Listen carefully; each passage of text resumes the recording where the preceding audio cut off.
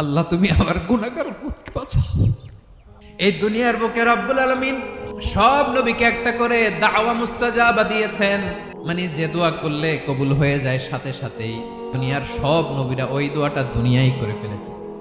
বিশ্বনবী বলবেন, আল্লাহ ওই স্পেশাল দোয়াটা দুনিয়াতে করি নাই, আজকে আমি তোমার দরবারে দাঁড়িয়ে কিয়ামতের দিন ওই দোয়াটা করছি। আল্লাহ আমার যে উম্মতের হৃদয়ে যাররা পরিমাণ ঈমান আছে, আমার একটা উম্মতকেও তুমি জাহান্নামে ঢুকাতে পারবা না। বিশ্বনবী পাগলের মতো একবার হাউজে কাউসারে যাবেন, একবার সিরাতে যাবেন, একবার পুলসিরাতের দিকে, একবার হাউজে কাউসারের দিকে পাগলের মতো দৌড়াতে থাকবেন, তার কোনো গুনাহগার উম্মত যাতে জাহান্নামে ঢুকে না যায়। উম্মতি বিশ্বনবী আমার জন্য কাঁদবেন, আপনার জন্য কাঁদবেন, আমাদের জন্য সেদিন কেঁদে কেঁদে জাহান্নামের দরজায় দাঁড়িয়ে আমাদেরকে টেনে টেনে জান্নাতে ঢুকাবেন।